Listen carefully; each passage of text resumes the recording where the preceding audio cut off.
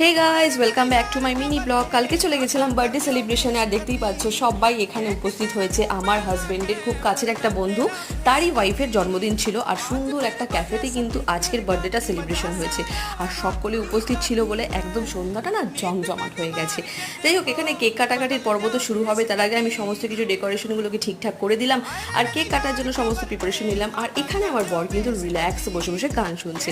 আজকে কিন্তু আমি একটা ব্লু কালারের শাড়ি পরে সেজেগুজেই গেছিলাম হিন্দিতে ব্লগটা রেকর্ডিং করার জন্য, আর ভয়েস করে বাংলাতে আপলোড করলাম। যাই হোক, কেক কাটার পর্ব এখন দেখো, একটা সুন্দর কিন্তু কেক কাটা হয়েছিল।